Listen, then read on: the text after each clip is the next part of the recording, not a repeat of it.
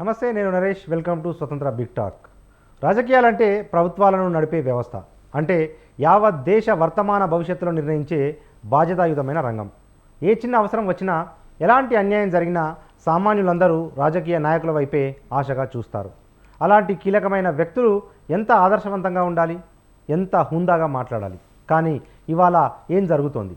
నోటికి ఏదొస్తే అది మాట్లాడటం, గల్లీల్లో సామాన్యులు వాడుకునే బూతు పరుష పదజాలాలు వాడటం, అడ్డగోలు చౌకబారు సైగలు సంజ్ఞలు చేయటం, మాస్ హీరోల్లా తొడలు చరుస్తూ మీసాలు మెలేయటం.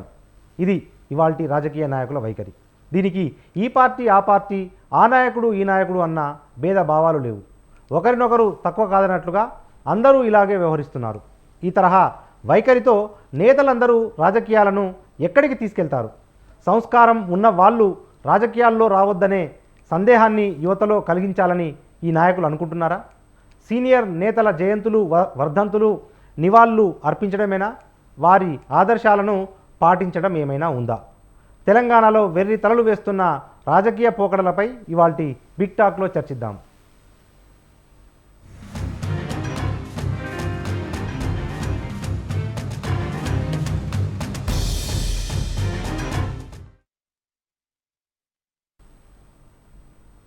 ఇదే అంశానికి సంబంధించిన డిబేట్ను కొనసాగిద్దాం. మనతో పాటు ప్రముఖ రాజకీయ ఆర్థిక విశ్లేషకులు డి పాపారావు గారు ఉన్నారు. వారితో పాటు బీజేపీ రాష్ట్ర నాయకులు శ్రీవర్ధన్ రెడ్డి గారు ఉన్నారు. వీరితో పాటు మరికొద్దిసేపట్లో బీఆర్ఎస్ కాంగ్రెస్ ప్రతినిధులు మన డిబేట్లో హాజరవుతారు. మొదట మనం పాపారావు గారి దగ్గరికి వెళ్దాం. పాపారావు గారు నమస్తే అండి. నమస్తే అండి.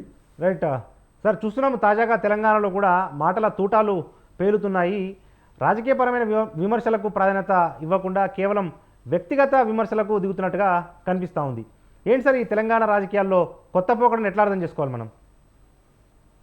మనకు కూడా కొంత మన కోణం నుంచి మాట్లాడుకుంటే కొంత గ్లామరైజ్ చేస్తున్నాం దీన్ని మనం. మాటల తూటాలన్నప్పుడు అది గ్లామరైజ్ అవుతుంది. ఓకే, మాటల తూటాలు బేలటం అనేది ఒక్కోసారి సందర్భాన్ని బట్టి అది ఒక గ్లామరైజ్ చేస్తున్నాం మనం. దానికి ఒక రొమాంటిక్ గ్లామరైజ్ ఇది ఇస్తున్నాం కాబట్టి గ్లామరైజ్ చేయాల్సింది కాదేమో, చిల్లరతనాన్ని గ్లామరైజ్ చేయాల్సిన అవసరం లేదు. వాస్తవానికి ఏంటంటే రాజకీయాల్లో హుందా అయిన భాష, ఈ భాష అట్లాంటిదే ఉండకపోవచ్చు, కానీ హుందాగా ఏం మాట్లాడుకుంటారు? రెండు వర్గాల తరఫున, రెండు రాజకీయ పక్షాల తరఫున, రెండు వర్గాల ప్రజల తరఫున పోట్లాడుకుంటున్న వాళ్ళు మరీ మర్యాదస్తులాగా పోట్లాడుకోలేదేమో, కానీ చిల్లరగా పోట్లాడుకోవడం బాగోదు. చిల్లర అంటే వాళ్ళకి ఆ వర్గం పట్ల కూడా సీరియస్నెస్ లేదండి. వాళ్ళు ఎవరినైతే ప్రాతినిధ్యం వహిస్తున్నారో ఆ జనాన్ని కూడా వాళ్ళు అవమానిస్తున్నారు. తమని ఓట్లేసి గెలిపించిన వాళ్ళు, తాము ఎవరికైతే ప్రాతినిధ్యం వహిస్తున్నారో వాళ్ళని కూడా మా ప్రతినిధులు ఇలాంటి వాళ్ళని చెప్పుకోవడానికి వీల్లేని పరిస్థితిలో చిల్లర తిట్లు తిట్టుకొని చిల్లరగా చేస్తున్నారు అనేది నిజం. అయితే మళ్ళీ దానిలో గల్లీలో తిట్లు ఇట్లాంటి మాటలు కూడా అనవసరం. గల్లీలో మనుషులు కూడా వాళ్ళ నిత్య జీవితంలో వాళ్ళకున్న కష్ట నష్టాల దృష్ట్యా, రకరకాల బాధలు, చదువు అవకాశాలు లేక జీవితంలో అన్ని దెబ్బలు తిన్న తర్వాత ఇట్లాంటి భాష వస్తుందేమో, కానీ వీళ్ళు అన్ని రకాల బాగున్న వాళ్ళు. రాజకీయ నాయకులు ఎవరు 100 కోట్లు పెట్టి గెలుస్తున్న వాళ్ళు వీళ్ళు. కంఫర్టబుల్ గా ఉన్నవాళ్ళు, కంఫర్టబుల్ పరిస్థితుల్లో ఏసీ కార్లో దిగుతూ ఏమాత్రం శరీరం కదలని వాళ్ళు కూడా ఈ రకంగా తిట్లకు దిగుతున్నారంటే అది పతనం. అది పతనం. అందుకని ఉదాహరణ ఏంటంటే, ఈ రోజు నేను చెప్పకూడదు కానీ ఓ మాట చెప్పాలనుకుంటున్నాను. నేను ముందు చెప్పకపోతే మర్చిపోతానని. రియల్ ఎస్టేట్ లో ఉన్న వాళ్ళంతా అలా ఉంటారని నేను అస్సలు అంటలేదు. కానీ రియల్ ఎస్టేట్ లో ఒక రకమైనటువంటి దిగజారుడు కల్చర్ ని మనకి తెచ్చిపెట్టింది ఈజీ మనీ తాలూకు వాతావరణం. చాలా ఈజీ మనీ వచ్చిన తర్వాత చాలా దిగజారుడు కల్చర్ కూడా భారీ ఎత్తు వచ్చి మనిషికి శ్రమ విలువ, శ్రమ పడటం, అది మేధో శ్రమ కావచ్చు, శారీరక శ్రమ కావచ్చు, కష్టపడటం లాంటి వాతావరణం ఉన్న కాలంలో ఉన్నటువంటి వాతావరణం వేరు. ఈ రోజు ఈజీ మనీ వచ్చిన తర్వాత గబ్బు పట్టిపోయింది మాత్రం నిజం. మనుషులు చాలా చండాలంగా, అసహ్యంగా తయారైనటువంటి ఈజీ మనీ కల్చర్ లో లంపెనిజం అంటాం దాన్ని. ఆ లంపెనిజం అనేది అలా అలుగుకుంది. అదే కాదు, మీరు ఇక్కడ ఒక తేడా చూడాలి. నిన్నటి దాకా తిట్లు అనేది మామూలుగా తిట్లు అంటే ఏంటంటే నువ్వు ఇలా అని మామూలుగా మాట్లాడుకుని, ఈ రోజు బూతులు, తిట్లకి బూతులకు కూడా సన్నటి గ్యాప్ ఉంది. మీరు తిట్టుకునే కాలం అయిపోయింది ప్రస్తుతానికి. తిట్టు అంటే కేసీఆర్ గారు తిట్టేవాళ్ళు కదా, కేసీఆర్ సన్నాసి అని తిట్టేవాడు. తిట్టు బూతు కాదు, అది బూతు మాట కాదు, తిట్టు. కేసీఆర్ గారు తిట్టేవాళ్ళు, అట్లాంటివి ఉండేవి. సరే, ఆయన కూడా బూతులు ఎప్పుడు మాట్లాడితే నాకు తెలియదు, కానీ ఇట్లా మొదలు పెట్టింది ఆయన అన్నది మాత్రం నిజం. దీనిలో సందేహం లేదు. తెలంగాణలో అయితే, ఆంధ్రాలో ఇక అసలు ఇప్పుడు దానికి మినహాయింపు లేకుండా అన్ని పార్టీలో తయారయ్యారు. ఏంటి అది ఇప్పుడు అక్కడ నడిచింది బూతులు.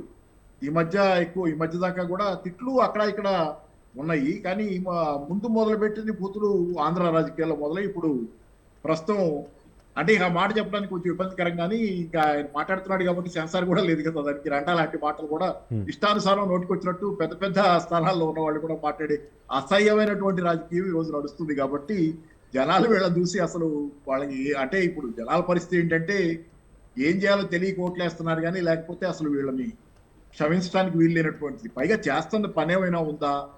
పనేమీ లేకపోగా తప్పించుకోవడానికి ఆడే అనే అబద్ధాలు మనుషులు. ఈ రోజు తిట్లు అనేది, తిట్లు వేరు, తిట్లు ఒక దశ దాకా నడిచిన తిట్లు కూడా ఎంజాయ్ చేసాం మనం కూడా. కేసీఆర్ గారు తిట్టినప్పుడు చాలా మంది ఎంజాయ్ చేశారు వాటి.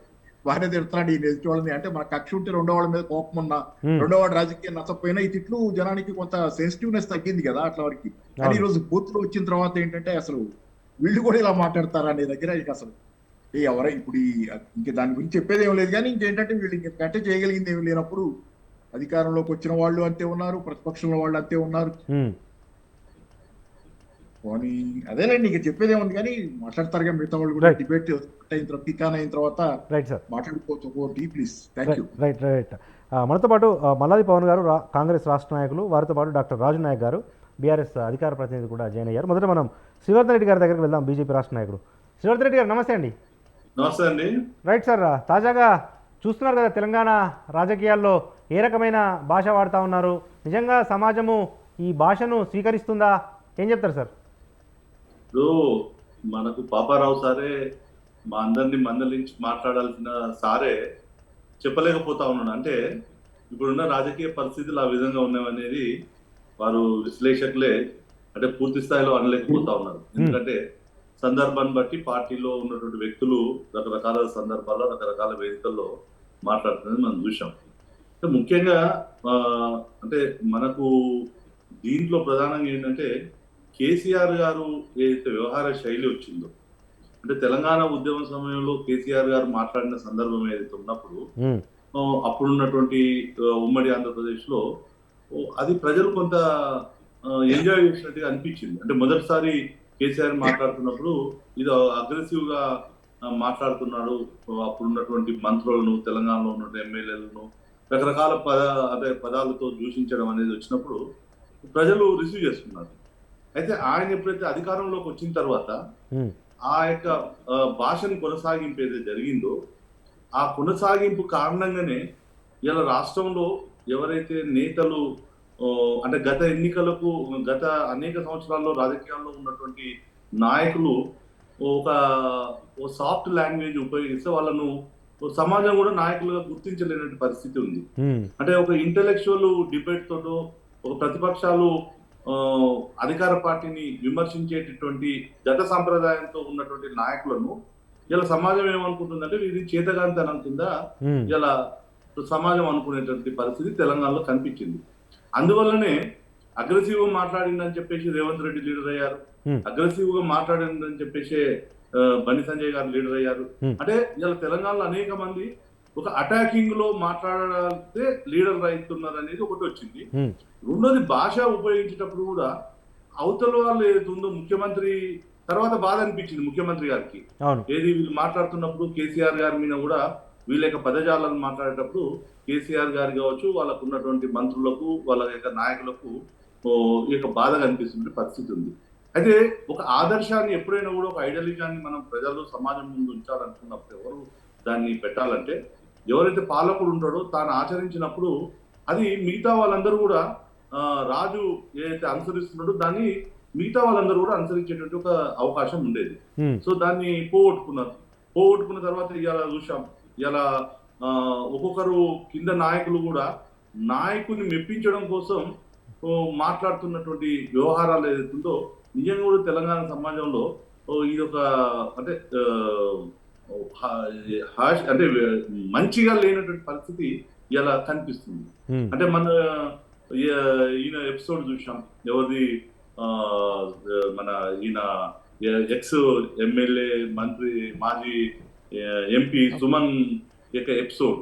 సో సుమన్ ఎపిసోడ్ లో దాంట్లో ఏం కనిపిస్తుందంటే నాయకుడిని ప్రసన్నం చేసుకోవడం కోసం తన యొక్క ఆరాటం కనిపిస్తా ఉంది.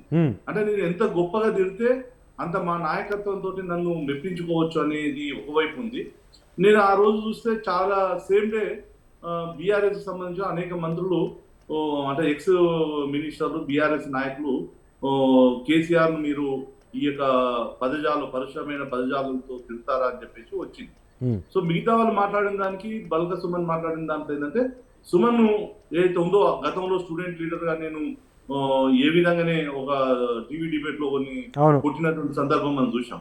సో ఇవి నన్ను రిసీవ్ చేసుకున్నారు కాబట్టి ఇప్పుడు నేను మళ్ళీ ఒక ముఖ్యమంత్రిని ఈ విధంగా అంటే నేను లీడర్ అయిపోతా మా నాయకుడిని మెప్పించవచ్చు అనేటటువంటి సందర్భం ఏది ఉందో దానికి కౌంటర్ గా అనేక మంది మళ్ళీ కాంగ్రెస్ లో ఉన్నటువంటి నాయకులు కూడా ఆ చెప్పులు దూయించుకోవడం కావచ్చు, మొత్తం రాష్ట్రంలో వచ్చినట్టు ఒక చర్చను రచనలు మనం చూసాం. నిజంగా ఇది రాజకీయాల్లో మంచిది కాదు, ఇది మంచి పద్ధతి కాదు.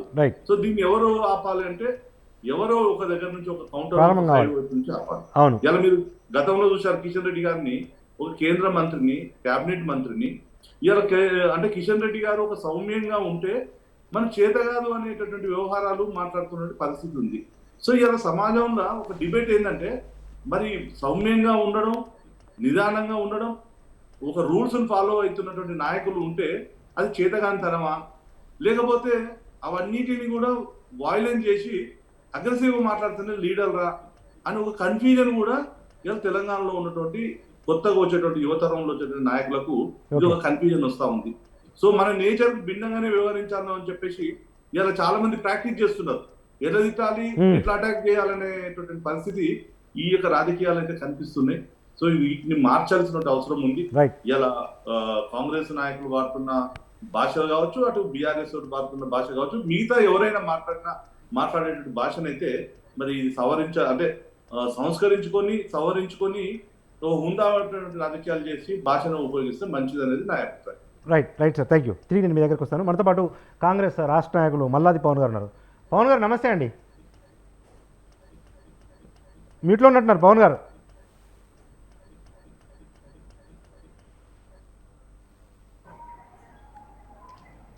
నమస్కారం. రైట్ పవన్ గారు, ఏంటి సార్ ఇప్పుడు మార్పులు తీసుకొస్తాము అని అధికారంలోకి వచ్చిన కాంగ్రెస్ పార్టీ పాత సంస్కృతినే కొనసాగిస్తున్నట్టుగా కనిపిస్తూ ఉంది. ఏంటి సార్ ఇదేనా మార్పు? మీకు, మీ మీడియా మిత్రులకు, అక్కడ ఉన్నటువంటి సీనియర్ నాయకులకు, జర్నలిస్టులకు అందరికీ నమస్కారం. మీ అందరికీ శుభాకాంక్షలు.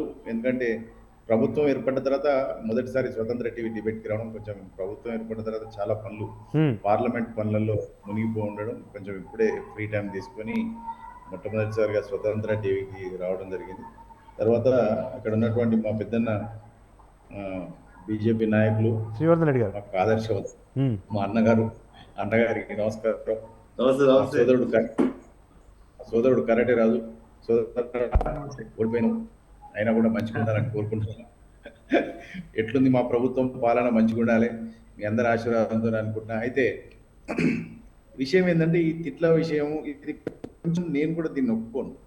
ఎందుకంటే సమాజంలో ఉన్నటువంటి ఒక క్వాలిటీ లైఫ్కి ఇది సూటబుల్ కాదు. అది వాళ్ళు మాట్లాడినా సరే, మేము మాట్లాడినా సరే. కాకపోతే మేము ఇప్పుడే ప్రభుత్వంలోకి వచ్చినాం. 10 ఏళ్ళు అవి వద్దన్నా కూడా గిరా రాత్రి కూడా తిరుగుతూనే ఉన్నాయి చెవులలో. ఇంకా సన్నాసులు, దద్దమ్మలు, ఎదవలు, పనికి మాలినలు, ఎనుబుట్టినరు, ఇంకా నానా రకాలైనటువంటి మాటలు మేము రోజు విని విని విని విని ఉన్నాం. కాబట్టి కొంచెం మా లోపల మార్పు రావడానికి సమయం పట్టచ్చు. అప్పటి వరకు మీరు అందరూ కొంచెం భరించాలి, స్పేస్ టైం ఇవ్వాలి కోరుకుంటా ఉన్నాను. నేను టైం ఇవ్వని కోరుకుంటున్నా. చెప్పండి. ఓకే, 2 ఈ విషయం తీసుకున్న టర్న్ అయితే సీఎం గారు మాట్లాడింది కృష్ణా జలాల మీద, కృష్ణా గోదావరి తెలంగాణకు రావాల్సినటువంటి వాటా మీద. ఏ రీజన్ కోసం అయితే మనం ప్రత్యేక తెలంగాణ కావాలనుకున్నామో, నీళ్లు, నిధులు, నియామకాలు. మేము ప్రభుత్వంలోకి వచ్చింది డిసెంబర్ 3వ తారీఖు.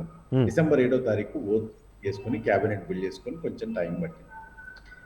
ఒక మంచి అపోజిషన్గా 10 సంవత్సరాలు వాళ్ళు లేనింది. ఒక మంచి అపోజిషన్గా బాగా ఎక్స్పీరియన్స్ ఉన్నటువంటి నాయకుడు కేసీఆర్ గారు, కేటీఆర్ గారు, హరీష్ రావు గారు, అపోజిషన్ కొంచెం టైం ఇవ్వాలి. వాళ్ళు కూడా గవర్నమెంట్లో ఉన్నారు, వచ్చారు. ఇవ్వకుండా మొదటి రోజు నుంచే మా మీద నిందలేసి మమ్మల్ని ఏదో పుట్ డౌన్ చేసి ఎమోషనల్గా డౌన్ చేద్దామని అటువంటి ప్రక్రియ తీసుకొని, ఏమో 6 పథకాలు లేవు, ప్రజలు మిమ్మల్ని తిప్పి కొడతారు, అది ఇది అని మాట్లాడబట్టి నేనేమంటున్నా, మొన్న నేను గాంధీ భవన్ నుంచి శ్రీధర్ బాబు గారిని కలుద్దాం ఒక పని మీద అని చెప్పి సెక్రటేరియట్ పోయిందండి. రాత్రి 2 దాకా కూర్చున్నా. ఉమ్, రాత్రి 2 దాకా సెక్రటేరియట్లో కూర్చుంటే రాత్రి 2కి శ్రీధర్ బాబు గారి ఆఫీస్లో సెక్రటేరియట్లో 209 మంది వెయిట్ చేస్తా ఉన్నారు. రాత్రి 9 గంటలకు ఓకే. మినిస్టర్ గారి శ్రీధర్ బాబు గారి మినిస్టరు ఉమ్, వారి ఆఫీస్లో 209 మంది వెయిట్ చేస్తా ఉన్నారు. ఉమ్, నేను కూర్చొని ఆకలి అవుతుందని చెప్పి కిందికి పోయింది తిని పైకి వచ్చినాక నేను మా వాళ్ళందరం కలిసి ఇంకా రాత్రి 2 అవుతుంది, ఇంకా ఇంతమంది ఉన్నారు, ఎంతమంది ఉన్నారో లెక్క పెట్టంటే 209 మంది వెయిట్ చేస్తాం. ఉమ్, ఇవాళ సెక్రటేరియట్ ద్వారా ప్రజల కోసం తెరవబడ్డాయి. సెక్రటేరియట్ ముళ్ళ కంచె తీయబడ్డాయి. ప్రజాభవన్ అని మేము ఏర్పాటు చేసుకున్న ప్రజాభవన్లో 1,30,00,000 అప్లికేషన్లు తెలంగాణ ప్రాంతం నుంచి, అయ్యా మాకు ఈ బాధ ఉంది, ఉమ్, ప్రభుత్వంలో ఉన్నటువంటి పెద్దలే ఉండి మీరు మా బాధ తీర్చండి, మా ఇల్లు కూలిపోయింది, మాకున్నటువంటి 3 ఎకరాల జాగ గుంజుకున్నారు, మాకు రావాల్సినటువంటి లబ్ధి రాకుండా ఎమ్మెల్యే అడ్డుపడుతుండు, మా బిడ్డల మీద కేసులు ఉన్నాయి, మాకు ఆరోగ్యం బాగలేకపోతే మాకు ఆరోగ్యశ్రీ ఇప్పించండి. 1,30,00,000 అప్లికేషన్లు, అవును, అది కూడా 15 రోజుల ద్వారా తెరిస్తేనే ఉమ్, కాంగ్రెస్ పార్టీ ప్రభుత్వంలో ఉన్నటువంటి అది మా నాయకుల దగ్గరికి ప్రజలు వచ్చి ఓకే. పెట్టుకున్నారు. మూడో విషయం, ఉమ్, మేము మొట్టమొదటి స్కీము రాగానే మహిళలకు ఉచిత బస్సు ప్రయాణం అని చెప్పి, నిన్న నేను ఒక జూమ్ మీటింగ్లో మాట్లాడుతుంటే మా మంత్రి గారు పొన్నం ప్రభాకర్ గారు చెప్పారు, తెలంగాణలో కాంగ్రెస్ పార్టీ ప్రజల పార్టీ వచ్చిన తర్వాత 12 కోట్ల మంది మహిళలు ఉచిత బస్సు ప్రయాణాన్ని ఉపయోగించుకున్నారు. మేము రాగానే 10 లక్షల రూపాయల ఆరోగ్యశ్రీని ఇంప్లిమెంట్ చేసినాము. ఉమ్, రేపు బడ్జెట్ అకౌంట్ ఉంది, ఓటాన్ బడ్జెట్ ఉంది, రేపటి నుంచి బడ్జెట్ సమావేశాలలో ఇంకొక 2 పథకాలు కూడా రిలీజ్ చేస్తున్నాము. తర్వాత మినిస్టర్ వైజ్గా ఉమ్, వాళ్ళు మినిస్ట్రీని తీసుకోండి, ఈ మినిస్ట్రీలా అసలు ఏమున్నది ఏం లేదు అని వాళ్ళు ఒక వైట్ పేపర్ శ్వేతపత్రం విడుదల చేస్తున్నారు. అంటే అసలు ఎంత ప్రాబ్లం ఉంది, ఎక్కడ మనం నిధులు సమకూర్చుకోవాలి, వచ్చిన నిధులు ఎట్లా డిస్ట్రిబ్యూట్ చేసిండ్రు, కొత్తగా ఉద్యోగాల క్రియేషన్ ఏమన్నా డిపార్ట్మెంట్ అవసరం ఉందా, ట్రాన్స్ఫర్లు చేయాలని ఇవన్నీ చూసుకుంటారు కదా మామూలుగా. ఉమ్, ఈ ప్రక్రియలో ఫస్ట్ మాకు అర్థమైంది ఏంటంటే ఈ ప్రభుత్వంలో ఖజానా లేదు, 5 పైసలు లేవు. ఆ విషయమే రేవంత్ రెడ్డి గారు మా సీఎం గారు ప్రజల దృష్టికి తీసుకొచ్చిండ్రు. ప్రజలారా మేమేదో ఇక్కడ లంక బిందెలు ఉన్నాయి అనుకుంటే ఇక్కడ మొత్తం ఖాళీ తప్పాలలు ఖాళీ బిందెలే ఉన్నాయి. మొత్తం రాష్ట్రాన్ని దుడుచుకబెట్టిండు. పవర్ మీద డిస్కిమ్లకు దగ్గర 80,000 కోట్ల రూపాయల అప్పులు మిగిల్చిండు. ఇట్లా సెక్షన్ వైజ్ గా చెప్పుకుంటూ వచ్చిన ప్రక్రియలో కృష్ణా గోదావరి బేసిన్ మీద తెలంగాణ కోసమని పోరాటం చేసి తెలంగాణ ప్రక్రియ ఏదైతుందో మన నిధుల నియామకాలకైతే ఇప్పుడు నిధులు చెప్పిన ఇంకా నియామకాలకు పోలే, నీళ్ల విషయంకి వస్తే మన నిధుల వాటా ఎంత, మనం ఎటువంటి వాటా తీసుకోవాల్సి ఉండే, మనం ఏం అప్రూవల్స్ తీసుకున్నాము, 2020 వరకు కూడా వాటి మీద సంతకాలు చేసుకుంటూ 400 కోట్ల తెలంగాణ బిడ్డల రూపాయలను 400 కోట్ల రూపాయలను వీటి మెయింటెనెన్స్ కింద అప్పచెప్పిండు. అంటే ఎంతటి నెగ్లెక్టబుల్ ప్రభుత్వాన్ని వీళ్ళు నడిపిరు అనే విషయం చెప్పుకుంటూ ఆయన ఒక మాట్లాడారు. మనతో పాటు డాక్టర్ రాజనాయక్ గారు ఉన్నారు, బీఆర్ఎస్ అధికార ప్రతినిధి. రాజనాయక్ గారు నమస్తే.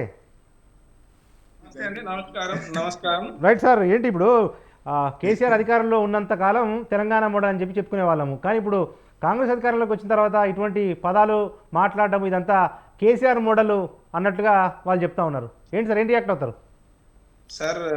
ఒకటి శుభ సాయంత్రం అందరికీ, గౌరవ పెద్దలకు, ప్యానెల్లో ఉన్న పెద్దలకు అందరికీ కూడా నమస్కారం. మీతో పాటు 1-2 విషయాలు చాలా ప్రస్ఫుటంగా మాట్లాడుకోవాలి. తెలంగాణ రాష్ట్రంలో దురదృష్టము మరి అదృష్టము, గతంలో మాట్లాడినటువంటి మాటలు కానీ ఇప్పుడు మాట్లాడుతున్నటువంటి మాటలు కావు, మంచి పద్ధతి కాదు.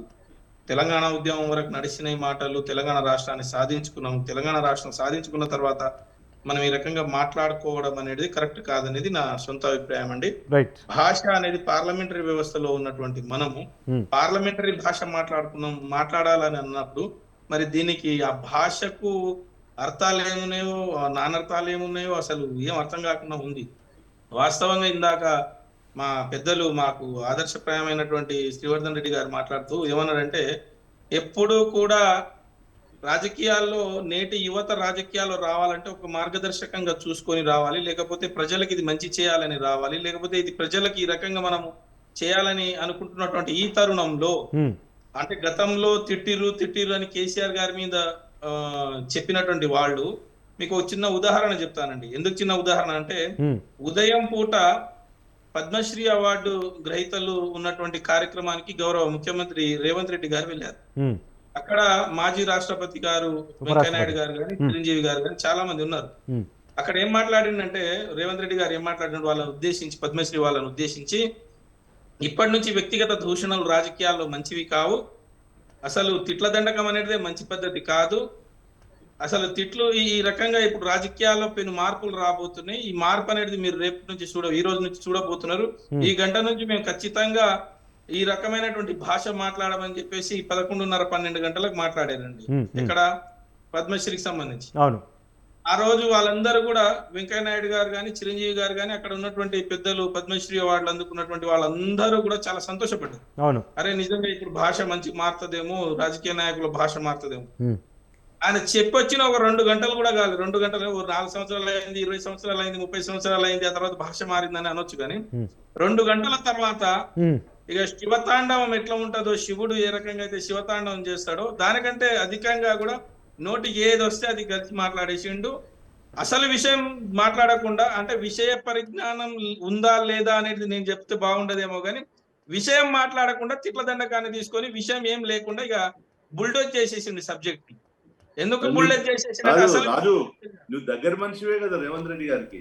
అందుకొరకే నేను చెప్తున్నా ఏంటంటే, అసలు విషయము తెలియక పాపము ఇక తిట్ల దండకాన్ని అందుకున్నాడు. అది ఎందుకంటే మీడియా అటెన్షన్ కొరకు కావచ్చు, లేకపోతే పబ్లిక్ అటెన్షన్ కొరకు కావచ్చు, లేకపోతే రేపు పార్లమెంట్ ఎలక్షన్ లో ఇవన్నీ నగ్న సత్యాలు చెప్తే బాగుండదని. ఎందుకంటే ఆనాడు రేవంత్ రెడ్డి గారు ఏంటంటే, తెలంగాణ బిల్లును పెట్టేటప్పుడు తెలంగాణ ఉద్యమంలో లేడు, తెలంగాణకు సంబంధించినటువంటి బిల్లులో ఏముందో పాపం ఆయనకు తెలియదు. ఎందుకంటే 2 కళ్ళ సిద్ధాంతి అయినటువంటి చంద్రబాబు నాయుడు గారితో ఉండే తెలంగాణ బిల్లుని ఎవరు రచించిర్రు, దాంట్లో మెంబర్లు ఎవరు అనేది కూడా పాపం ఆయనకు తెలియదు. కాబోలు ఇంకొకటి ఏంటంటే, తెలంగాణ బిల్లు చదివితే సెక్షన్ 8C ఏం చెప్తుంది అనేది ఆయనకు తెలుస్తుంది. అంటే లేకపోతే మేము తెలంగాణ ఉద్యమకారులు ఉస్మానియా యూనివర్సిటీలో చదువుకున్నాం, అలాంటి PhD స్కాలర్స్ కానీ మేము కానీ అడిగితే, మాకు కూడా అడిగితే మేము చెప్తుంటే అసలు నీటి వినియోగం ఏంది, నీటి వాటాల పంపిణీ ఏంది, తెలంగాణ బిల్లులో ఏముంది, అసలు KRMBకి సంబంధించి ఎందుకు ఏర్పాటు చేసి, ఎన్ని మీటింగ్లు అయినాయి, ఆ మీటింగ్ మినిట్స్ ఏంటి, ఆ మీటింగ్లలో జరిగినటువంటి వాస్తవాలు ఏంటి, 10 ఏళ్ల పాటు కేంద్రం కూడా ఏనాడు కూడా ఏ ప్రాజెక్ట్ అంటే కృష్ణా నది పైన ఉన్నటువంటి 15 కాంపోనెంట్స్ ఏవైతే ఉన్నాయో 15 కాంపోనెంట్స్ పైన ఏనాడు ఒక్కరు కూడా మాట్లాడలేదు, ఎవరు రాలేదు, ఎక్కడ అందజేయలేదు. నేనేం చేశానంటే, వీళ్ళకి నిజంగా ఏమైనా రాజకీయాలు మాట్లాడుతున్నారని ఈ KRMBకి సంబంధించినటువంటి కానీ, కేంద్ర జలశక్తి కానీ, పార్లమెంట్ లో దీనిపైన జరిగినటువంటి లఘు చర్చలు ఇవన్నీ కూడా స్టడీ చేసిన ఈ 4-5 రోజులు అసలు నిజంగా ఏం జరుగుతుందని. ఈ 10 ఏళ్ల పాటు దానికి ఎప్పుడు కూడా పెండింగ్ లో, 9.5 ఏళ్ల పాటు పెండింగ్ లో పెట్టామని మాత్రమే ఉంది KRMBకి సంబంధించి. కానీ ఎక్కడా కూడా కేసీఆర్ గారు కానీ behalf of the Telangana state government ఎక్కడా కూడా వాళ్ళకి ఇవ్వాలని లేదు. దురదృష్టవశాత్తు ఏంటంటే, మనకు నిజాలు తెలవాలి కాబట్టి February 1 అదే విధంగా January 17 ఏదైతే జరిగిందో KRMB మీటింగ్ లో తెలంగాణ గవర్నమెంట్ అదే విధంగా ఆంధ్ర గవర్నమెంట్ కలిసి నిర్ణయించుకున్నటువంటి ఈ క్రమంలో వాళ్ళు ఏంటంటే, ఎస్ వీఆర్ గోయింగ్ టు మేము వాళ్ళకి హ్యాండ్ ఓవర్ చేస్తున్నాము, నెల రోజుల లోపు KRMB చేతిలోకి 15 కాంపోనెంట్స్ ఏవైతే ఉన్నాయో, కృష్ణానది పైన ఉన్నటువంటి 15 కాంపోనెంట్స్ వాళ్ళకి ఇస్తున్నాం. దీని నిర్వహణ బాధ్యత కూడా ఈ 2 రాష్ట్రాలకు సంబంధించినటువంటి మ్యాన్ పవర్, మెకానిజం అండ్ దానికి నిర్వహణకు సంబంధించినటువంటి ఫినాన్షియల్ సపోర్ట్ కూడా మేము ఇస్తామని చెప్పేసి వాళ్ళు చెప్పడమే కాదు, రాజకీయ నాయకులు చెప్తున్నారంటే అది ఒక అర్థం ఉంటుంది, దానికి ఒక నానార్థాలు తీయవచ్చు, రాజకీయం అనొచ్చు. కానీ ఇంజనీరింగ్ చీఫ్ ENC గారు బయటకు వచ్చి మాట్లాడినటువంటి మాటలు ఏంటంటే, ఎస్ మేము ఈ 2 రాష్ట్రాలు కూర్చున్న మాట వాస్తవం, మేము దీనిపైన చాలా రోజులుగా చర్చలు జరుగుతూ ఉన్నాయి, ఇప్పుడు మాత్రం ఒక చర్చకు ఒక దశకు వచ్చింది, మేము ఇప్పుడు మాకు ఇక్కడ కృష్ణానది పైన ఉన్నటువంటి 15 కాంపోనెంట్స్ KRMBకి ఇవ్వబోతున్నాము, ఈ 15 కాంపోనెంట్స్ ఇచ్చేసిన తర్వాత మా యొక్క నిర్వహణ కూడా మేము ఈ 2 రాష్ట్రాలు తీసుకుంటున్నామని. కానీ కేసీఆర్ గారు గతంలో ఏం చేశారంటే, మేము కేంద్రం పెత్తనం సహించబోము, కేంద్రం అక్కర్లేదు, మేము మా యొక్క కృష్ణా జలాలు, ఈ కృష్ణా జలాలపైన మా పూర్తి హక్కు ఉంది, ఇక్కడ 50-50 రేషియో ప్రకారం ఇక్కడ నీటి పంపకాలు జరగాలని చెప్పేసి చాలా సార్లు వాదించిండు కూడా.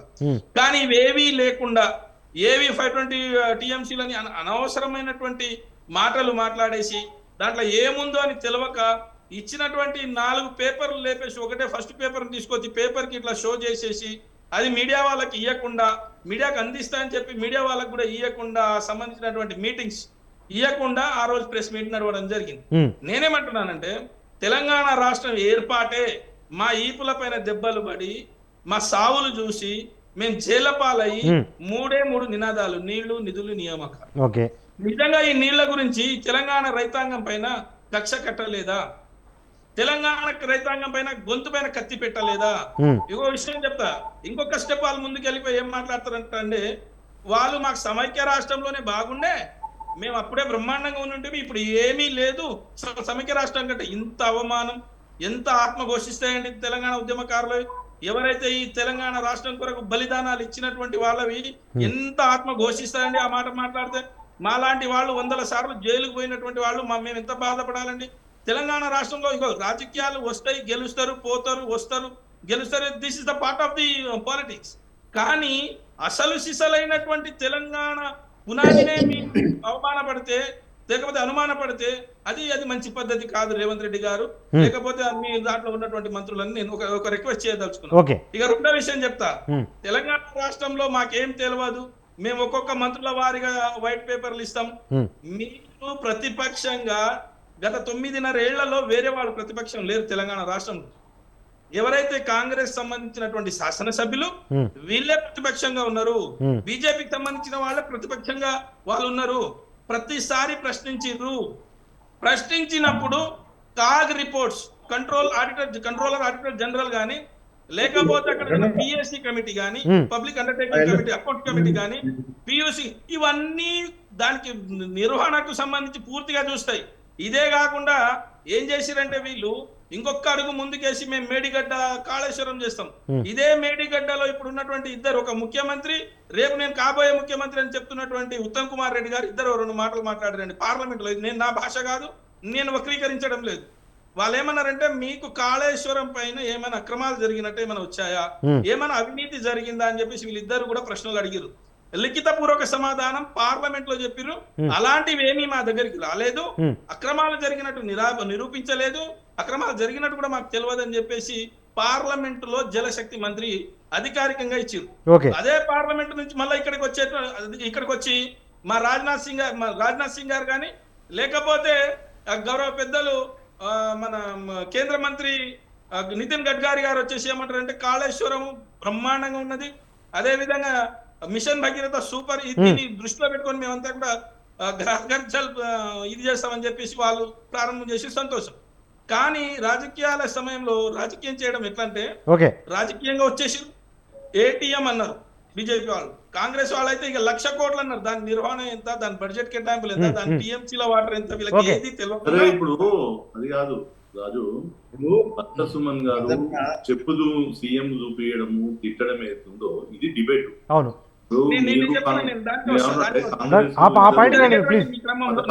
అసలు భాష గురించి చెప్పట్లేదు. ఇప్పుడు మనం నేను పచ్చ చెప్పిన భాష ఎవరు మాట్లాడినా, తెలంగాణ ఉద్యమం కంటే ముందు, తెలంగాణ ఉద్యమం తర్వాత, తెలంగాణ ఉద్యమం కంటే ముందే మనం మాట్లాడినటువంటి భాష మన ఆత్మగౌరవం తెలంగాణ కొరకు మాట్లాడారు. శ్రీవర్ధన్ గారు ఒకటి ఏం లేదు, నిజానికి ఈ టాపిక్ లో తిట్టద్దనే ఎవరో ఏం చెబుతాం. అంతకంటే ఎన్నిసార్లు ఏం చెప్పినా ఏముంటది, గంట సేపు టైం ఇవ్వాలంటే దానిలో ఏమి లేదు.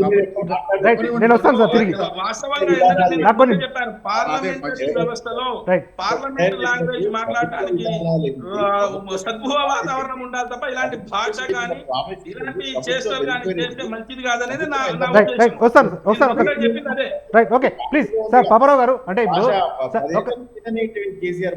Right, okay please sir Paparao గారు, అంటే ఇప్పుడు ప్రధానంగా అంటే మన చర్చలో వచ్చిన అభిప్రాయం ఏంటంటే, ప్రజలు దాన్ని స్వాగతిస్తున్నారు, రిసీవ్ చేసుకున్నారు కాబట్టి నాయకులు మాట్లాడుతూ ఉన్నారు. నాయకులు ఆ రకంగా మాట్లాడకపోతే చేతగాని వాళ్ళు అనుకుంటారు ప్రజలు అన్న ఒక అభిప్రాయం నాయకులు వ్యక్తం అవుతా ఉంది. అంటే నిజంగా ఇది నాయకుల నుంచి ఆ పొరపాటు జరుగుతుందా, ప్రజల నుంచి పొరపాటు జరుగుతుందా? అంటే ప్రజలు స్వీకరిస్తున్నారు కాబట్టి నాయకులు మాట్లాడుతున్నారు. ప్రజలంతా కూడా అలా లేరు, నాయకులంతా కూడా అలా లేరు. కానీ ఓవరాల్ ట్రెండ్ అది, జనాల్లో కూడా ఓవరాల్ ట్రెండ్. అందుకని వాళ్ళకి మ్యాచ్ అవుతుంది, జనాలకి నాయకులకు కూడా మ్యాచ్ అవుతుంది. అంటే ఓవరాల్ ట్రెండ్ ఒక కల్చరల్ డిజనరేషన్ అనేది సొసైటీలో కూడా ఉంది. అందుకే నేను ఒకటే చూద్దాం, అంటే ఒక పార్టీని విమర్శించడం కోసం ఉదాహరణకి నేను అట్లా తీసుకోకండి దాన్ని. బండి సంజయ్ గారు మీకు జిహెచ్ఎంసీ ఎలక్షన్ లో బాగా వచ్చిన సీట్లు బీజేపీకి. Hmm. బండి సంజయ్ గారి ఎలక్షన్ సందర్భంలో ముగ్గురు బైక్ మీద ప్రయాణం చేస్తే చలాన్ వేయకుండా ఉంటాం మేము వస్తే అన్నాడు.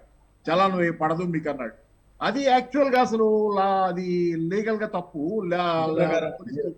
కాదు చెప్తున్నా, ఉదాహరణ నేను విమర్శించడానికి కాదు, అవును. అది లీగల్ గా తప్పు. కానీ అది మాట్లాడితే జనాల్లోని ఒక లంపెన్ సెక్షన్ దాన్ని రిసీవ్ చేసుకుంటారు.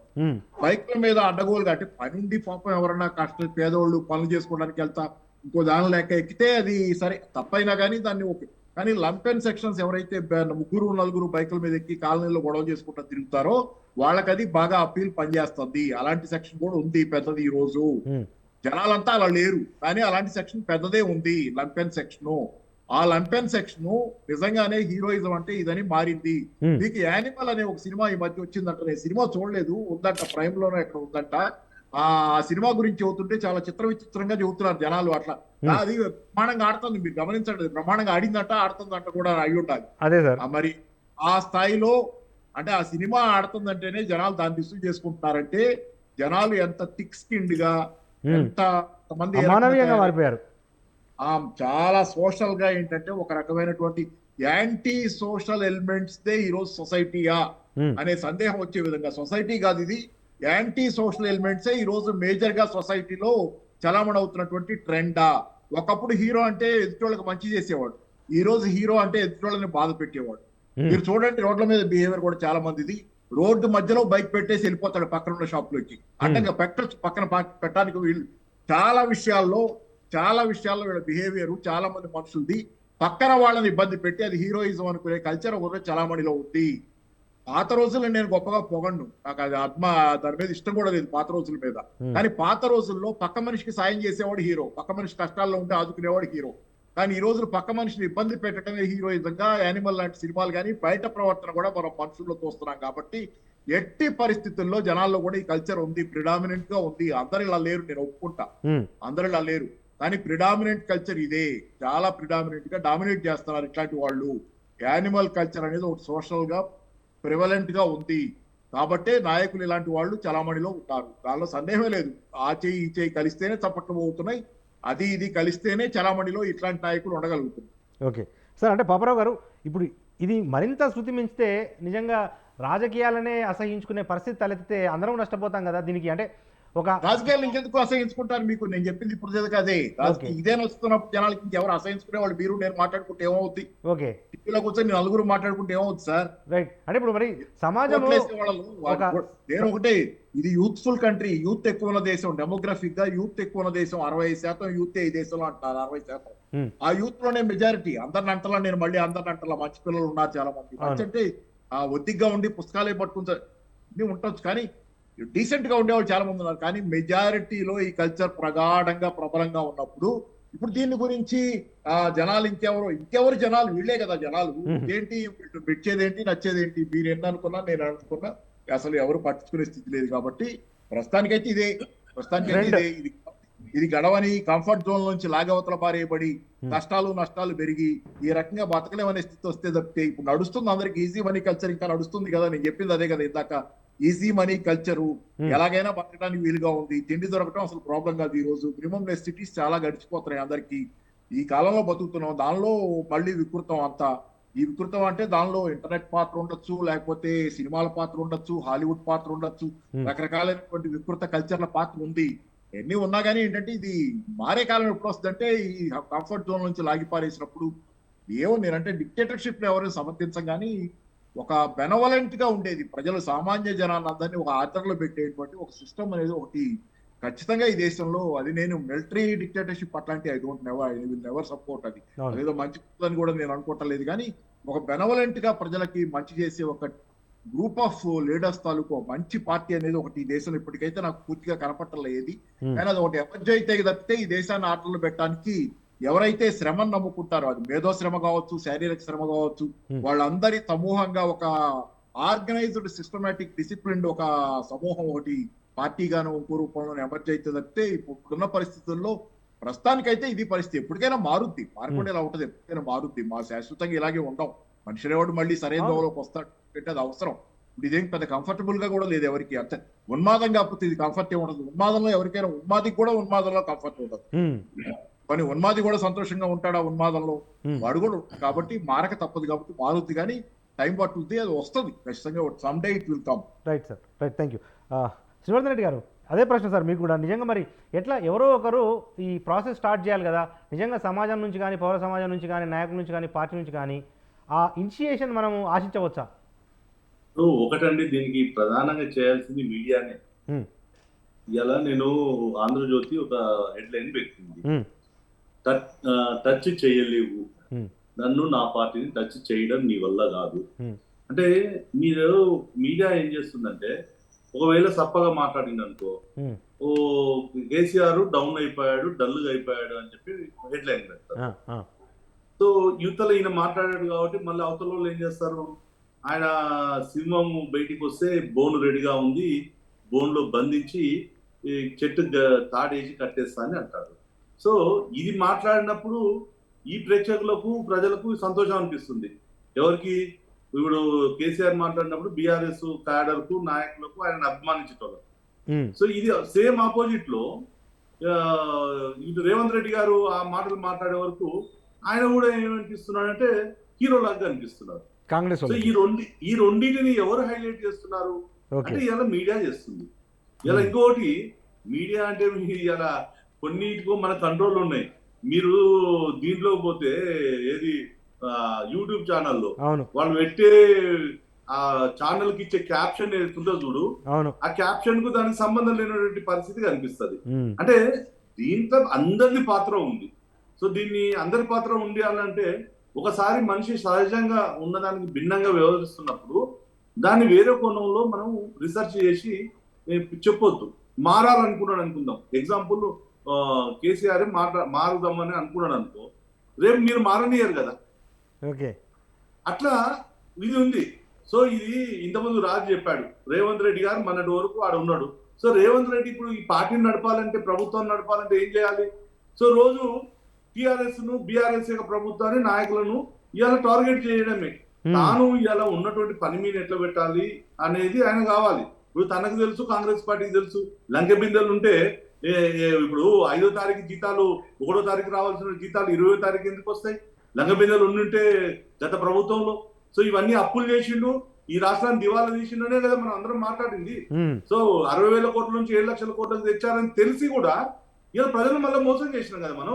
ఇలా మనకు తెలిసి కూడా ఇలా ఉచితమైనటువంటి 6 స్కీమ్ గ్యారెంటీలు అని చెప్పాం, రకరకాల హామీలు ఇచ్చాం. ఇలా ₹1,00,000 ఇచ్చినటువంటి గతంలో కేసీఆర్ ఆ యొక్క రైతుల పైసలు కట్టడానికి కుదరలేదు. మరి రేవంత్ రెడ్డి గారు ఏం చెప్పారు, మీరు అవన్నీ ఏదైతే ఉందో వ్యవసాయ లోన్లన్నీ కూడా మీరు పూర్తి చేసుకొని మళ్ళీ 2 లక్షలు తీసుకొని నేను ఇస్తానని చెప్పాడు.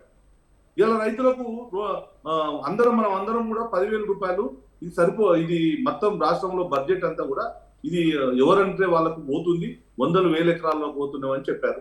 మరి కేసీఆర్ మీరేమన్నారు, 7,500 15,000 ఇస్తానని చెప్పారు.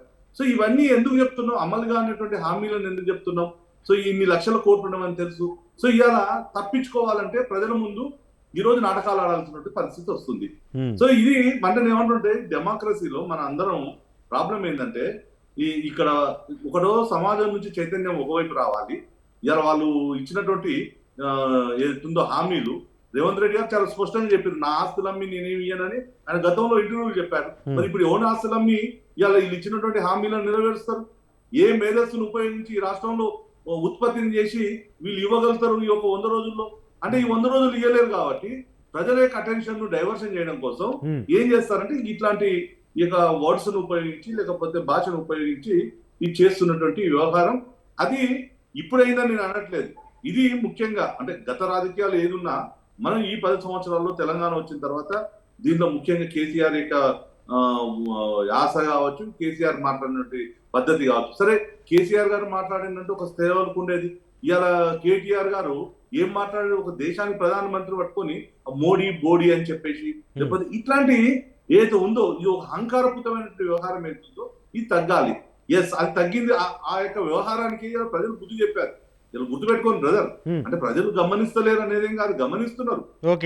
అయితే వాళ్ళు కూడా ప్రజలు ఏం కోరుకున్నారంటే, కేసీఆర్ ని ఎవరైతే తిట్టినప్పుడు వాళ్ళ మనసులో ఏదైతే కసి, కోపం ఏదైతుందో ఆ తిట్టినటువంటి నాయకుడిని వాళ్ళు అక్కడ హీరోయిజాన్ని చూపించారు. అక్కడ కోరుకున్నారు హీరోయిజంలో వాళ్ళను వీళ్ళు అనుకుంటున్నది మనం తిట్టలేంది వాళ్ళని లీడర్ తిట్టిందని చెప్పేసి వాళ్ళని హీరోలు చేసుకున్నటువంటి సమాజం ఉంది. సో ఇది ఇలా డిబేట్ లో సంస్కారం గురించి మాట్లాడాలన్నా అంటే మరి పాపారావు సార్ చెప్పినట్టు ఇది అంటే నెవర్ ఎండ్లెస్, ఇది ఆల్వేస్ ఎప్పటికప్పుడు ప్రతి వ్యక్తి చేసుకోవాల్సిన అంశం.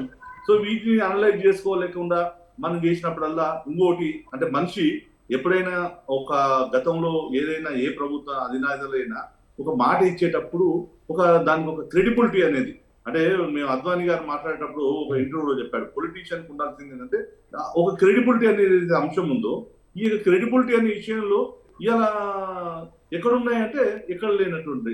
సో ఆ క్రెడిబిలిటీ పోయినప్పుడు ఇవన్నీ వస్తాయి, ఇలాంటి రకరకాల వ్యవహారాలు వస్తాయి. ఇలా బ్యానర్ ఐటమ్లు కావాలి, హెడ్ లైన్స్ కావాలి అని అంటే మరి కేసీఆర్ ను ఇలా బల్కసుమన్ ఇలా తెలంగాణలో హీరో అయ్యిండు ఒక రకంగా. ఒకవైపు చెప్పులతో ఇలా కనీసం ఈ రోజు వరకు కూడా బీఆర్ఎస్ పార్టీ వైపు నుంచి ఒక ఖండన రాలేదు. ఎస్, నేను ఏమంటున్నా, ఎవరైనా తప్పు చేసినా ఆ యొక్క అధిష్టానం ఆ పార్టీ అయితే చెప్పాలి కదా, ఇది సంస్కారం కాదని చెప్పాలి కదా. ఈజ్ రేవంత్ రెడ్డి కాదు ముఖ్యమంత్రి అండి ఇక్కడ. అంటే ఒక హోదాకి ఏదైతే ఉందో అక్కడ రేవంత్ రెడ్డి వచ్చారా లేకపోతే ఇంకోరు వచ్చారా ఇలా మనం జీర్ణం చేసుకోవాలి. ఇలా కేసీఆర్ గత చరిత్ర చూసుకున్నప్పుడు కూడా ఈజ్ అ కామన్ మ్యాన్ వచ్చిన ఆయన ఇలా లక్షల కోట్ల రూపాయలతో రావచ్చు. రేవంత్ రెడ్డి మాతో సరితూ పోవచ్చు అని చెప్పేసి అనిపించచ్చు, లేకపోతే కిషన్ రెడ్డి మాతో సరితూ ఒక వీళ్ళేంది మాతో అని వీళ్ళకి అధికారం రాదని చెప్పేసి ఒక ఆహపూరితమైన వ్యవహారం ఏంటుందో ఇది మారాలి. సో మేమే ఇంటలెక్చువల్, మేమే మేధావులము, మాకు ఇంగ్లీష్ భాష వస్తేనే మరి ఏది మేధావులం అని అనుకున్నటువంటి ఈ బీఆర్ఎస్ లో ఉన్నటువంటి కొంత యాటిట్యూడ్ కావచ్చు, కాంగ్రెస్ లో ఉన్నటువంటి యాటిట్యూడ్ కావచ్చు, ఈవెన్ విత్ ఇన్ మా పార్టీలో కూడా కొన్నిసార్లు కొన్ని మాట్లాడేటువంటి వ్యక్తులు కావచ్చు, భాష విషయంలో అందరం కూడా కంట్రోల్ ఉంచుకోవాలి. దీన్ని ఉంచుకోవాలి. సరి కావాలంటే ఒకటి మీడియాలో ఉంది, రెండు పార్టీ లేక ఫస్ట్ పార్టీ లేక అధినాయకులు మాట్లాడితే కిందోళ్ళు మాట్లాడితే అధినాయకులు కంట్రోల్ చేయాలి. అధినాయకులు మాట్లాడాలనుకున్నప్పుడు కూడా వాళ్ళ యొక్క పర్సనాలిటీను చెక్ చేసుకోవాలి. దీంట్లో ఉంటుంది సైకాలజీలో మనిషిని అంతర్ పరిశీలన అనేది ఇది బయటోడు చేయలేడు. ఇక అంతర్ పరిశీలన అనేది ఎవడు వాడు చేసుకోవాలి. అందుకోసం వివేకానందుడు చెప్తాడు కదా, అంటే నువ్వు నీతో మాట్లాడుకుంటేనే మనతో మాట్లాడుకున్నప్పుడు మన యొక్క ప్లస్ పాయింట్ మైనస్ అయింది అనేది తెలుస్తుంది. కాబట్టి ఇక అంతర్ పరీక్ష అనేది ఎవరిడియే చేసుకోవాల్సిన అవసరం ఉంది. రైట్. Thank you. మనతో పాటు కాంగ్రెస్ రాష్ట్ర నాయకులు మల్లాది పవన్ గారు ఉన్నారు. పవన్ గారు, అంటే ఇప్పుడు ముఖ్యమంత్రి గారు కానీ లేకపోతే కాంగ్రెస్ నాయకులు కానీ వాదన పదునుగా ఉండాలి, పదజాలం పదునుగా ఉండాలి, కానీ వ్యక్తిగతంగా కించపరిచే విధంగా మాట్లాడటం వల్ల మీ పార్టీకి కానీ అధిష్టానానికి హుందా ఉండదు కదా, దాన్ని ఎందుకు గ్రహించలేకపోతా ఉంది కాంగ్రెస్?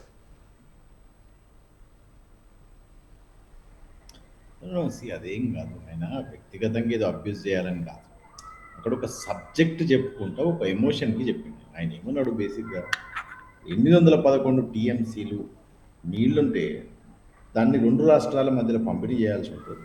2015 జూన్ 18న కేఆర్ఎంబి అంటే కృష్ణా రివర్ బోర్డ్ మేనేజ్మెంట్ సమావేశం జరిగితే 209 టీఎంసీలు తెలంగాణకు, 511 టీఎంసీలు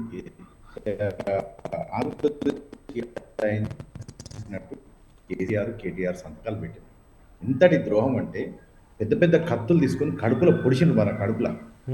దానికి వీళ్ళు దాన్ని ఎట్లా దాన్ని మళ్ళీ 15 ప్రాజెక్టులు కేఆర్ఎంకి అప్పగిస్తూ 2022లో కూడా సంతకాలు పెట్టి 400 కోట్లు ఇచ్చి వచ్చింది. దీనిని జనరల్గా మీరైనా పెద్దలైనా ఒక ఆవేశానికి కూడా సమాజంలోనూ కంట్రోల్ చేసుకోవాలి. అది ఎంత ఆవేశమైన అద్భుతమైనటువంటి భాష, దాన్ని డెలివరీ చేయాల్సినటువంటి అవసరం మనకు ఉంటుంది. ఎందుకంటే ల్యాక్స్ ఆఫ్ పీపుల్ చూస్తారు, క్రోర్స్ ఆఫ్ పీపుల్ చూస్తారు. అందులో రేవంత్ రెడ్డి అనేట చాలా టాఫీగా ఒక స్టేట్ కాదు, ఆంధ్రప్రదేశ్కు, ఇటు తమిళనాడు, అటు బాంబే పెద్ద నాయకుడే, రాజకీయ నాయకుడు రేవంత్ రెడ్డి గారు.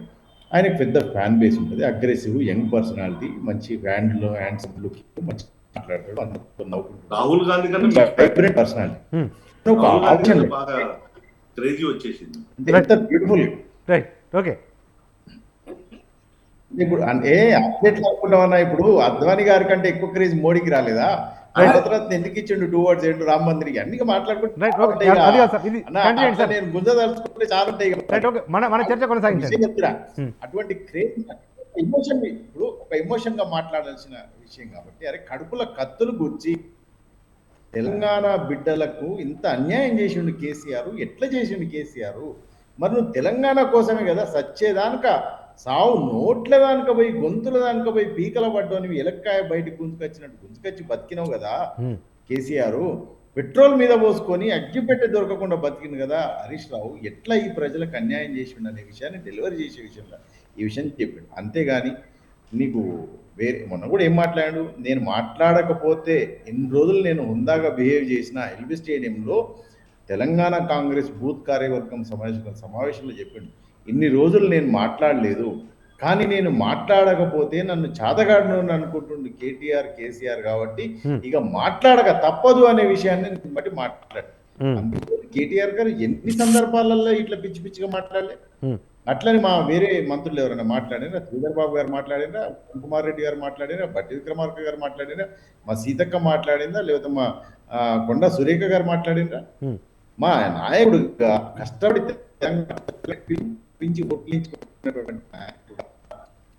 ఆయన బాధ్యత తీసుకున్నటువంటి కడుపుల కత్తు నుంచి మన సంతకాలు పెట్టింది కేసీఆర్.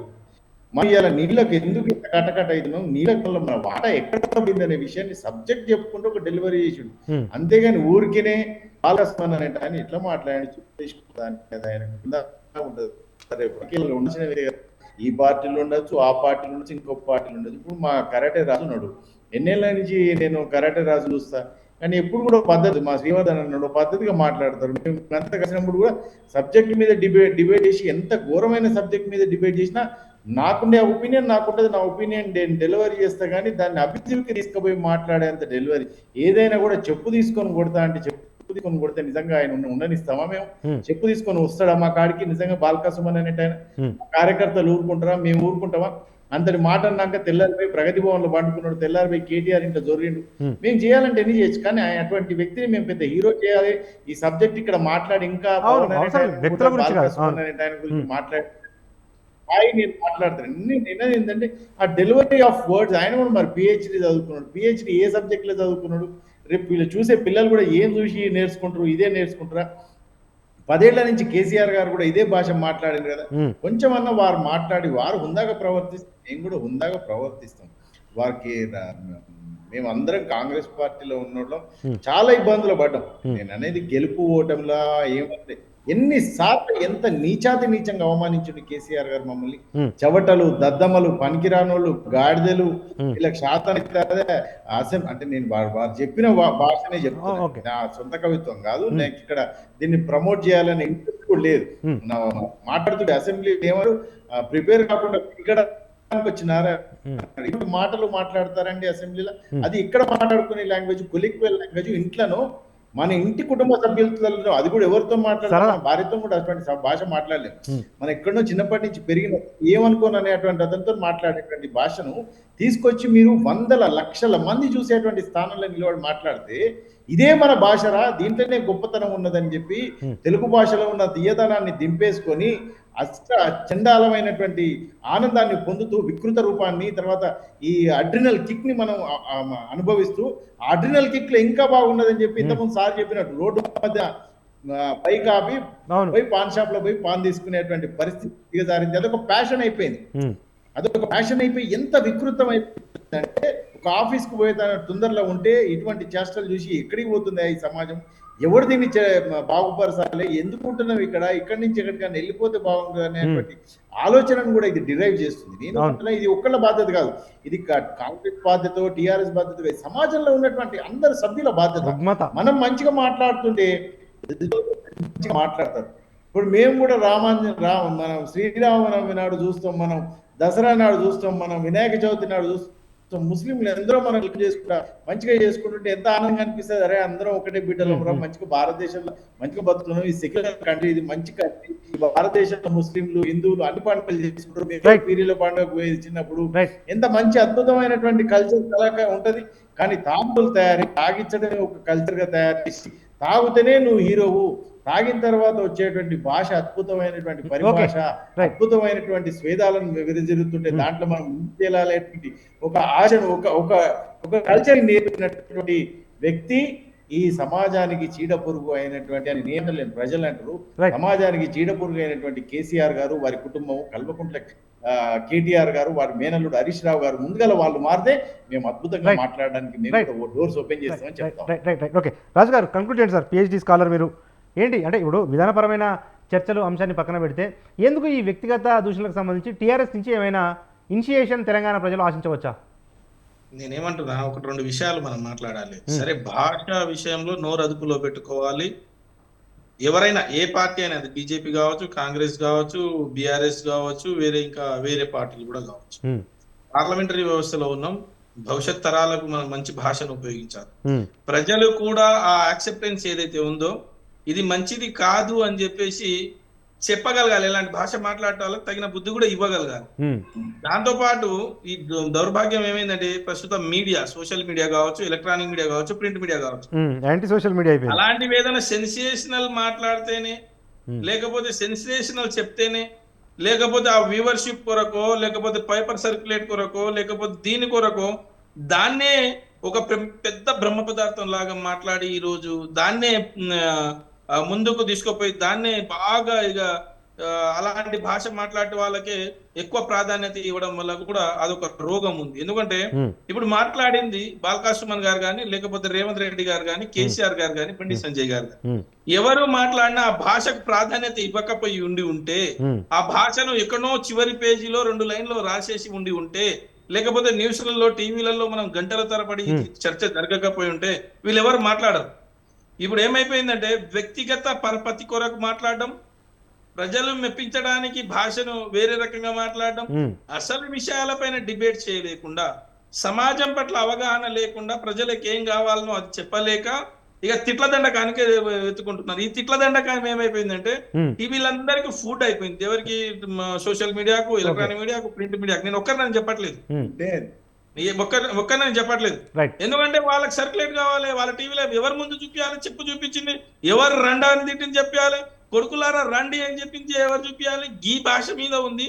ఇది నేనైతే ఒక ఉన్నత విద్య చదివిన వ్యక్తిగా ఇది అసలు ఆక్షేపణీయం. ఇది అసలు మాట్లాడనే కూడదు నా ఉద్దేశంలో. నేను ఎక్కడ ఉన్నా ఏది ఉన్నా కొంతవరకు ఇప్పుడు రాజకీయాలలో కొంతవరకు నడుస్తుంది. ఆంధ్రాలో మాట్లాడే భాష తెలంగాణ కూడా తాకిందా అనిపిస్తుంది ఒక్కొక్కసారి. అవును, అదే సమస్య. తరాలకు ఏమండి, అదే సమస్య సార్. తెలంగాణ కొత్త సంస్కృతి అన్నాం, ఆ కొత్త ఆశలతో తెలంగాణ తెచ్చుకున్నారు తెలంగాణ ప్రజలు. కానీ సేమ్ అదే రాజకీయాలు కొనసాగితే కొత్త రాష్ట్రం ఎందుకు అనేది ఒక ప్రశ్న. నేను చెప్పేది ఒకటండి, నేనేమంటున్నానంటే మేము తెలంగాణ కొరకు ఉద్యమం చేసినటువంటి వాళ్ళము, చాలా రకాలుగా ఇబ్బందులు పడినటువంటి వాళ్ళము, మా జీవితాలు ఇంకా రోడ్డుపైనే ఉన్నాయి. ఏ తెలంగాణ ఉద్యమంలో పాల్గొన్నటువంటి చాలా మంది ఉన్నారో వాళ్ళన్ని ఇంకా జీవితాలు రోడ్లపైనే ఉన్నాయి. ఇంకా యువత బడులు, పాఠశాలలు, కళాశాలలు, మ్యానుఫ్యాక్చరింగ్ కానీ, ఇన్ఫ్రాస్ట్రక్చర్ డెవలప్మెంట్ కానీ, నదుల అనుసంధానం కానీ, ప్రాజెక్టులు కానీ, కరెంట్ కానీ చర్చించాల్సిన చాలా ఉన్నాయి.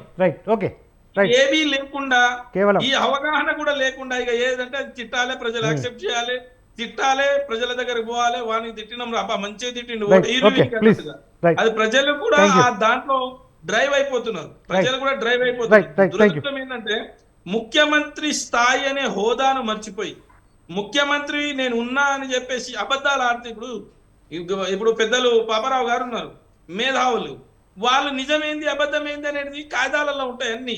నిజంగా కడుపులో కత్తులు గుచ్చిర్రా, లేకపోతే గొంతు మీద కత్తి పెట్టిర్రా, ఏం చేసిర్రా అనేది 10 ఏళ్ల పాటు తెలంగాణ రాష్ట్రం వైపు కేంద్ర ప్రభుత్వం కన్ను చూపాలంటే కన్ను చూపు కూడా పడకుండా కాపాడిండు కేసీఆర్ గారు.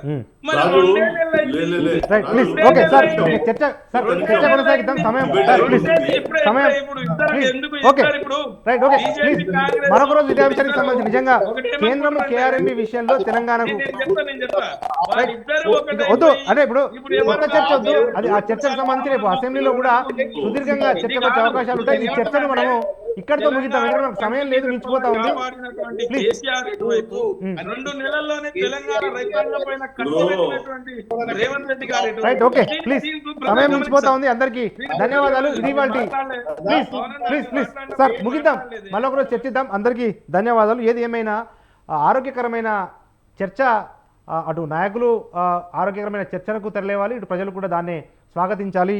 ఈ నోరు జారడాలు, పరుష పదజాలాలు వినియోగించడాలు, లేకపోతే వ్యక్తిగత దూషణలను దిగడాలు వీటన్నిటిని కూడా ప్రజలతో పాటు పార్టీలు కూడా ఖండించాల్సిన అవసరం ఎంతైనా ఉంది. ఇది వాళ్ళ బిగ్ టాక్. మన బిగ్ టాక్లో పార్టిసిపేట్ చేసిన ప్రముఖ రాజకీయ విశ్లేషకులు డి పాపారావు గారు, బీఆర్ఎస్ అధికార ప్రతినిధి డాక్టర్ రాజు నాయక్ గారు, బీజేపీ రాష్ట్ర నాయకులు శ్రీవర్ధన్ రెడ్డి గారు, కాంగ్రెస్ రాష్ట్ర నాయకులు మల్లాది పవన్ గారు, అందరికీ కూడా ధన్యవాదాలు. ఇది వాళ్ళ బిగ్ టాక్. చూస్తూనే ఉండండి స్వతంత్ర.